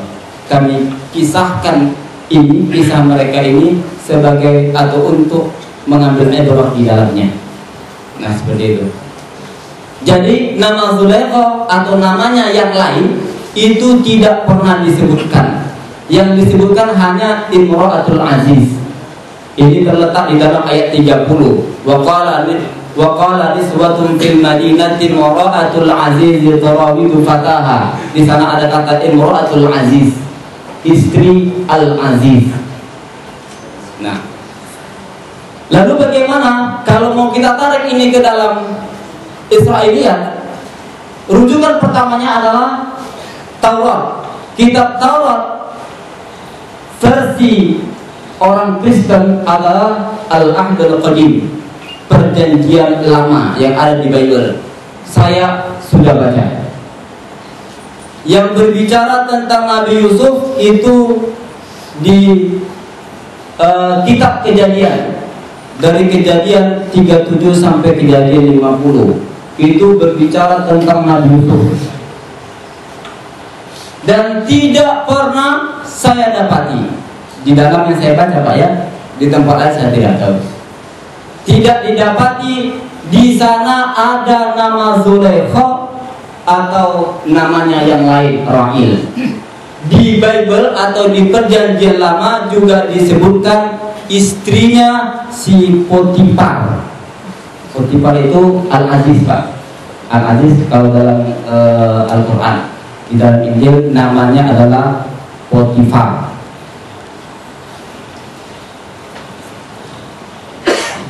Lalu di mana kita dapatkan nama Zulaikha? Itu dari kitab-kitab tafsir.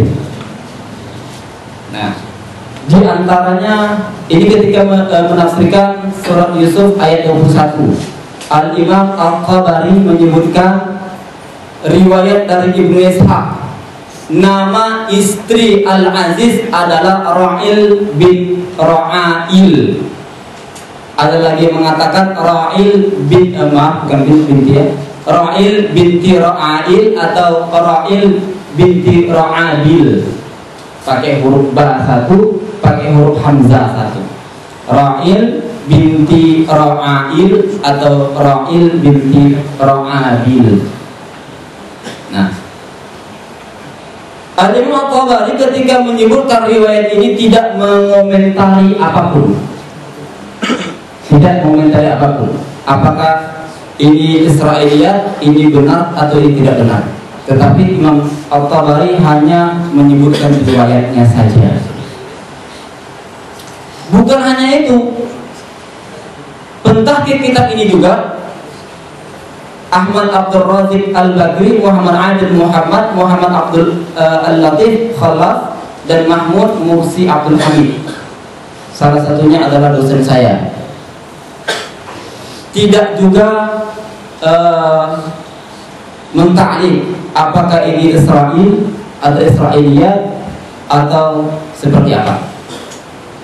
Nah, Di dalam kitab tafsir yang lain, kitab tafsir yang sering kita pegang, Ibnu Katsir, riwayatnya sama dari Muhammad bin Ishaq juga.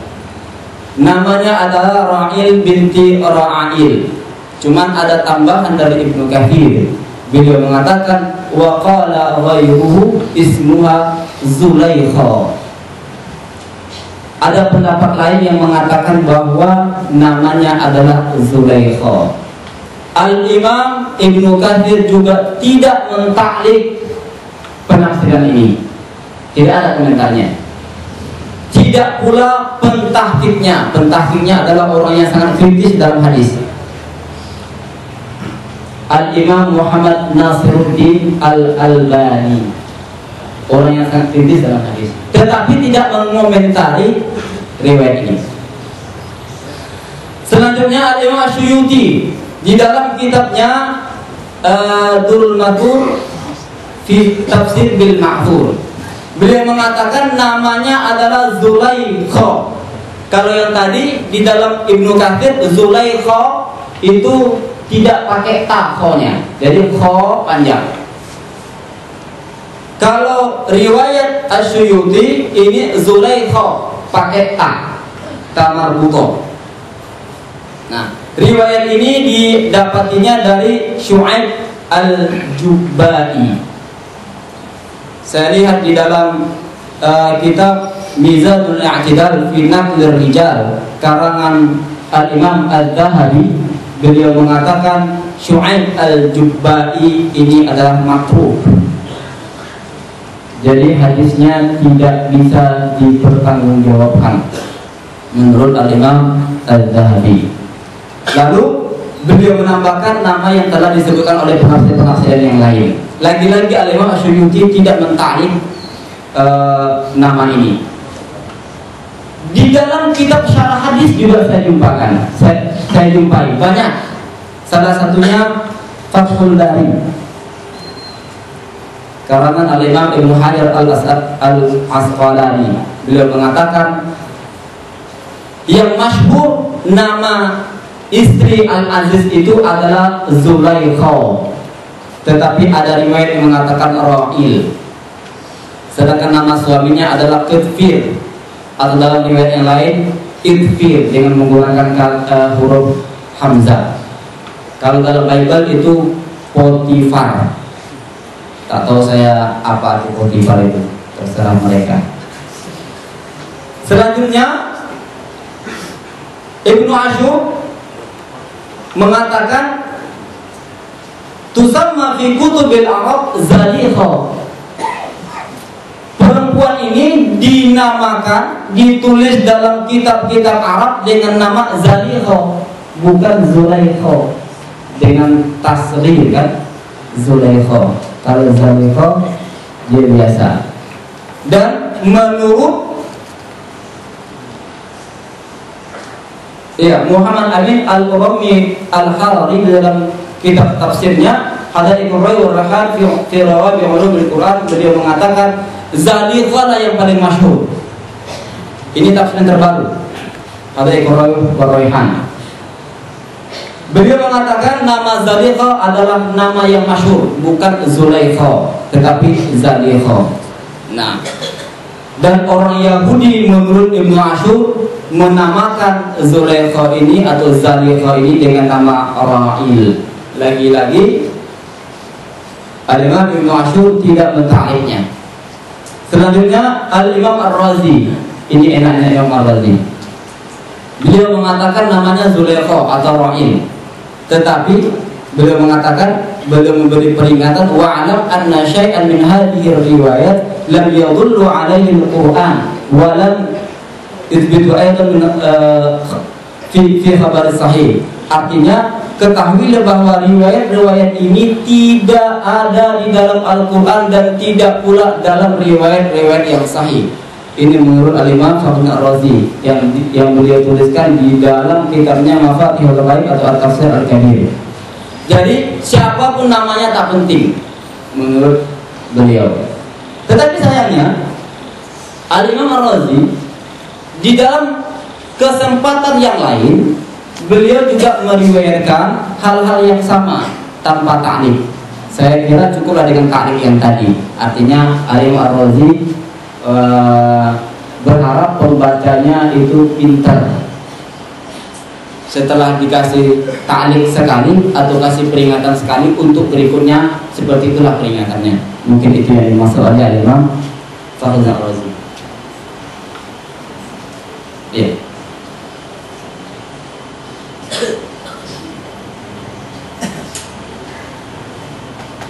Ya. Di dalam tafsir Al-Alusi juga menyebutkan nama Zulaikha binti Tamliha. Zulaikha binti Tamliha. Juga nama Wa'il ada. Semua riwayat ini menurut Al-Imam Fakhruddin Ar-Razi tidak sahih. Dan bahkan saya membaca di Maktabah Syamilah, tapi saya tidak punya kitabnya. Di sana ada fatwa yang menyebutkan bahwa nama ini bagian dari Israiliyat. Kita lihat nanti Israiliyat yang mana. Nah, itu menjadi catatannya. Walaupun yang lain menukil riwayat ini tanpa keterangan apa-apa, lalu Al-Imam Ar-Razi menyebutkan dan Muhammad Rasyidullah ya, menyebutkan bahwa ini sebenarnya tidak sahih. Nah, di keterangan lain mengatakan bahwa nama ini adalah berdasarkan dari riwayat-riwayat Israiliyat. Ini yang harus kita simpan pertama, nama Zulaikha. Yang kedua, pernikahan Nabi Yusuf dan Zulaikha. Al-Quran sama sekali tidak menyebutkan Nabi Yusuf dan Zulaikha pernah menikah. Di dalam perjanjian lama, di kitab Kejadian 37-50 yang saya baca tadi, itu juga tidak menyebutkan bahwa Nabi Yusuf menikah dengan istrinya Potifar. Tetapi Nabi Yusuf di dalam perjanjian lama Pak ya, Nabi Yusuf menikah dengan Asnat binti Potifera.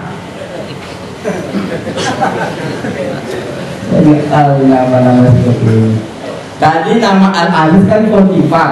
Sekarang nama ayah dari Asnat atau istri Nabi Yusuf itu adalah Potifera. Asnat binti Potifera. Potifera ini dijelaskan di dalam perjanjian lama, dia adalah imam, seorang pendeta di On. On itu nama sebuah daerah. Dan dari pernikahan Nabi Yusuf serta Asnat binti Potifera ini lahirlah anak yang bernama Manasye dan Efraim. Nama Manasye dan Efraim ini ada di dalam kitab-kitab tafsir, tetapi nama Asnat binti Potifera tidak ada di dalam kitab tafsir. Nah, jadi di mana mereka menikah? Bagaimana menikah? Penjelasan mereka menikah itu terletak di mana? Di dalam kitab-kitab tafsir. Ketika menjelaskan surat Yusuf ayat 56, wa kadzalika makkanna li Yusufa fil ardi yatabawwa'u minha haitsu yasha nusibu bi rahmatina man nasha wa la nudhi'u ajral muhsinin. Al-Imam At-Tabari menjelaskan bahwa penjelasan juga diriwayatkan dari Ibnu Ishaq. Nanti kita bahas apa sebenarnya Ibnu Ishaq. Ketika Nabi Yusuf diminta untuk menafsirkan mimpi Fir'aun, nama Fir'aun menurut berbagai tafsir itu adalah Ar-Rayyan bin Al-Walid. Ar-Rayyan bin Al-Walid. Kalau kita lihat dalam sejarah itu lain lagi nanti. Tapi boleh saja satu sosok memiliki nama yang banyak, karena jadi tidak jadi masalah itu. ketika menafsirkan mimpi, lalu tafsiran mimpi itu diterima oleh Fir'aun dan dijadikanlah Nabi Yusuf menjadi bendahara negara. Setelah itu ditempatkan Nabi Yusuf di posisi Al-Aziz yang membeli dia. Dulu kan ketika dia dijual kan dibeli oleh Al-Aziz, yang menurut Bible namanya Potifar, dibeli sama Potifar. Nah, ketika Nabi Yusuf itu dipercaya oleh penguasa, yakni Fir'aun pada saat itu, maka posisi Potifar digantikan oleh Nabi Yusuf. Nah, ketika digantikan bukan hanya itu, sebelumnya Al-Aziz meninggal dunia dalam beberapa waktu. Ketika digantikan mungkin stres, meninggal dunia, dan ketika meninggal dunia, Zulaikha istrinya dinikahkan oleh Fir'aun kepada Nabi Yusuf. Itulah yang terdapat di dalam tafsir Al-Imam Al-Tabari yang diriwayatkan oleh Ibnu Ishaq atau Muhammad bin Ishaq. Nah, setelah itu banyaklah cerita-cerita tentang Nabi Yusuf kepada istrinya. Di malam pertama Nabi Yusuf bercerita, bukankah kesempatan ini lebih indah daripada kesempatan yang dulu engkau terlalu menggebu-gebu? Artinya sebenarnya Nabi Yusuf pengen juga, artinya jatuh cinta. Nanti di penjelasan ini ada penjelasannya. Lalu Zulaikha mengatakan, wahai orang yang jujur, jangan engkau pojokkan aku dengan ucapanmu. Engkau juga mengakui bahwa aku cantik, aku mempesona, aku hidup mapan, aku berasal dari keluarga yang serba ada.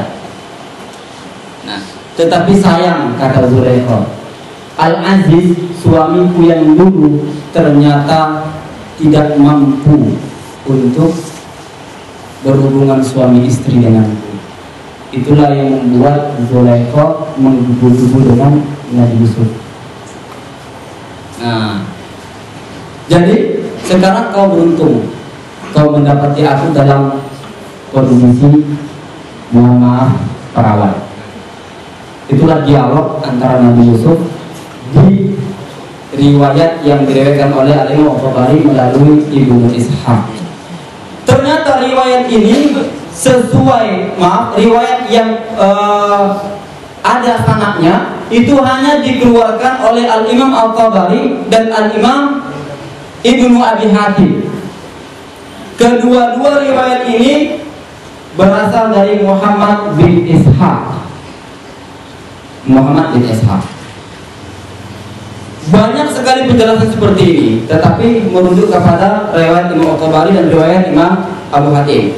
Sebagai contoh, Al-Imam Fakhr Ar-Razi juga meriwayatkan ini, Ibnu Katsir As-Suyuti juga meriwayatkan seperti ini, Al-Imam Al-Alusi, Al-Imam Muhammad Amin Al-Qarami Al-Harari, bahkan Al-Imam Al-Qurtubi nanti menambahkan riwayat yang lain. Riwayat yang berasal dari Wahab bin Munabbih. Beliau meriwayatkan yang cerita yang sama, lalu menambahkan, tambahannya adalah dengan kisah yang berbeda. Nah, yang berbedanya ketika Nabi Yusuf itu menjadi Al-Aziz di Mesir,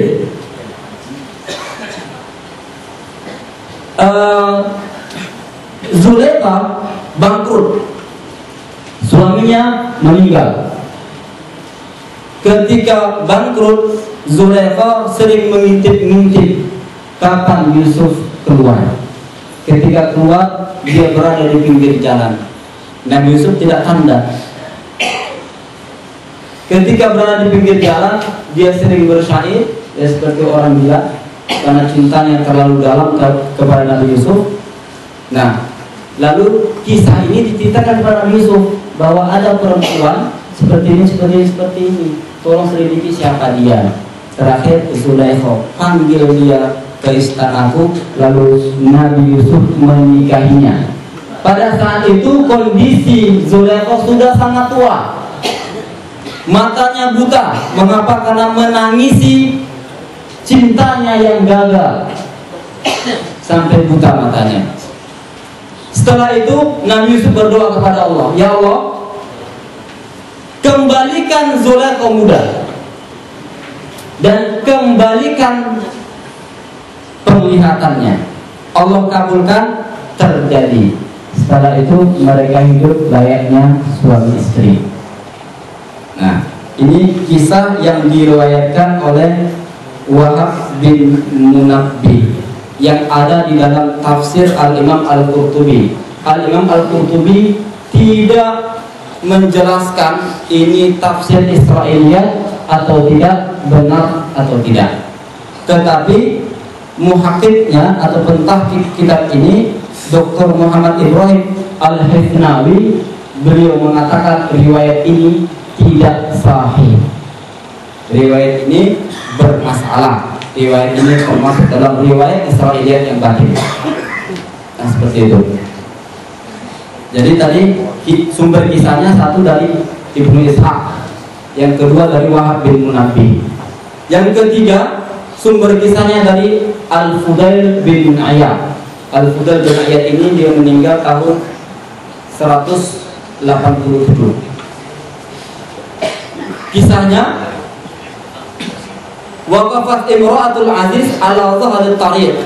Imra'atul aziz atau Zulaikha berdiri di pinggir jalan ketika Yusuf lewat. Hatta marra Yusuf, ketika Yusuf lewat. Faqalat alhamdulillahilladzi ja'ala al-'abida mulukan bi ta'ati wal muluka 'abidan bi ma'siyati. Segala puji bagi Allah, Tuhan yang menjadikan yang awalnya budak sekarang menjadi raja berkat ketaatannya kepada Allah, dan dulunya raja sekarang menjadi budak, maksudnya dia si Zulaikha berkat atau bukan berkat karena kemaksiatan yang dilakukannya, karena Zulaikha melakukan kemaksiatan. Lalu Al-Imam Suyuti menambahkan riwayat ini, dilaporkan hal ini kepada Yusuf, lalu Yusuf memanggilnya dan menikahinya. Itulah singkat cerita. Jadi kisah menikahnya antara Zulaikha dan Nabi Yusuf itu berasal dari 3 orang teman. Yang pertama itu adalah Muhammad bin Ishaq, yang kedua adalah Wahab bin Munabbih, yang ketiga adalah Fudail bin Iyad. Muhammad bin Ishaq adalah tabi'in, Wahab bin Munabbih adalah tabi'in, dan Fudail bin Iyad itu di bawah tabi'in atau tabi'in. Jadi riwayat mereka bertiga ini tidak sampai kepada baginda Muhammad SAW, jangan kepada baginda Muhammad SAW, kepada sahabat saja tidak sampai. Riwayat yang seperti ini dalam ilmu hadis atau ulumul hadis disebut dengan mursal, riwayat mursal. Riwayat mursal itu salah satu dari hadis dhaif. Ya, riwayat mursal salah satu dari hadis dhaif. Jadi kalau kita pakai standar muhaddisin, ketiga riwayat ini tidak sah, tidak bisa dijadikan hujjah. Itu satu. Tetapi kalau kita pakai standar mufassirin, para pakar tafsir, riwayat ini ada perbedaan pendapat. Mengapa? Karena riwayat yang berasal dari tabi'in itu sebagian ulama tafsir mengatakan tafsirnya adalah tafsir bil ma'thur, dan tafsir bil ma'thur adalah urutan pertama dalam menafsirkan Al-Quran. Menafsirkan Al-Quran dengan Al-Quran, menafsirkan Al-Quran dengan hadis, menafsirkan Al-Quran dengan perkataan sahabat, dan menafsirkan Al-Quran dengan perkataan tabi'in. Ini menurut sebagian mufassir termasuk dalam tafsir bil ma'thur. Tetapi mufassir yang lain itu tidak sepakat. Artinya di antara mufassir sendiri ada perbedaan pendapat tentang perkataan tabi'in. Perkataan tabi'in itu apakah digolongkan ke dalam tafsir bil ma'thur atau tafsir bil ghair ma'thur atau tafsir berra'yi. Nah, ini ada perbedaan pendapat. Ada yang mengatakan tafsir bil ma'thur, ada yang mengatakan tafsir berra'yi. Kalau yang mengatakan tafsir bil ma'thur, maka 3 riwayat ini bisa dijadikan hujjah di dalam penafsiran. Tetapi kalau yang tidak sepakat, tafsir ini hanya letaknya di tafsir bil ra'yi, yang boleh dipegang, boleh tidak dipegang. Nah, seperti itu. Kalau kita memakai standar ulama-ulama tafsir. Selanjutnya, kalau kita pakai standar para sejarawan, riwayat ini diterima karena standar periwayatan menurut mu'arrikhin atau para sejarawan, riwayat yang lemah seperti ini, yang jelas-jelas lemah, bahkan itu bisa dijadikan hujjah di dalam penetapan sejarah. Lalu yang mana mau kita pakai sekarang ini? Ada muhaddisin yang menolak, ada mufassirin yang ada yang menolak, ada yang tidak. Ada sejarawan yang menerima. Kita kembali kepada Israiliyat tadi. Israiliyat tadi ada dibagi dengan 3. Yang bertentangan ditolak, yang tidak bertentangan atau didukung oleh ayat itu diterima, yang tidak bertentangan, tidak juga mendukung, itu diterima. Kita lihat penetapan nama Zulaikha itu berkaitan dengan akidah? Tidak. Dengan ibadah? Tidak. Tentang pernikahan antara Zulaikha dan Nabi Yusuf, apakah berkaitan dengan akidah? Tidak. Berkaitan dengan ibadah? Tidak. Jadi riwayat ini dari pembagian Israiliyat yang 3 tadi terletak di pembagian yang ketiga. Di pembagian ketiga adalah nas, tidak ada nas yang mendukungnya dan tidak ada pula nas yang menyalahinya. Oleh sebab itu makanya para mufassir kita meriwayatkan riwayat ini dalam kitab tafsirnya. Mengapa? Karena Nabi Muhammad SAW mengatakan, la tusaddiqu ahlul kitab wa la tukadzibu. Jangan engkau dustai ahlul kitab dan jangan pula engkau benarkan. Jadi ada pembolehan dari baginda Muhammad SAW, sehingga ulama-ulama tafsir kita mencantumkan ini dalam kitab tafsirnya. Jadi walaupun ini terdapat di dalam kitab tafsir, ini sah di dalam penafsiran ketika dilihat dari pembagian Israiliyat yang 3. Lalu bagaimana tentang doa yang ditanyakan tadi? Nah, ini kan kalau doa kan sudah masuk ke dalam ibadah, Pak ya. Nah, ada baiknya. Ini menurut saya, tidak pernah saya baca. Di dalam berbagai pendapat dikatakan, saya baca dalam Muqtada Syambilah, berdoa dengan doa yang seperti tadi itu tidak ada maksudnya, tapi di sana tidak dibilang bid'ah, Pak. Menurut saya, wallahu a'lam, doa yang tadi, ya Allah satukan 2 pengantin ini sebagaimana engkau satukan Nabi Yusuf dan Zulaikha, jangan dipakai. Mengapa? Karena ketidakjelasan. Benar nggak sekarang Nabi Yusuf dan Zulaikha menikah? Ya kan, Pak? Kalau kita katakan benar, di sana ada yang menyangkal. Berarti ada perbedaan pendapat. Khurujul minal khilaf mustahab. Keluar dari khilafiyah itu hal yang sangat disukai. Jadi bagaimana cara keluarnya? Jangan dipakai. Tetapi Allahumma alif bainahuma kama alafta baina Adam wa Hawa, silakan. Wa kama alafta baina Yusuf wa Zulaikha, dihilangkan. Mengapa? Karena ada perbedaan pendapat di sana. Selanjutnya, kama alafta baina Muhammad sallallahu alaihi wasallam wa Khadijatul Kubra. Silakan dipakai. Jadi bagi yang bertanya, maka itulah jawaban dari saya. Memang pembahasannya bertele-tele, intinya cuma satu. Ya Pak, pembahasannya memang seperti itu Pak. Nah, kita harus melihat. Sebenarnya dalam pembahasan Israiliyat ini banyak kitab yang harus dikeluarkan. Mulai dari kitab ulumul Quran, ulumul tafsir, kitab tafsir itu sendiri, dan bukan hanya itu. Nanti juga dia lintas hadis. Dia juga nanti harus masuk ke naqd rijal, jarh wa ta'dil.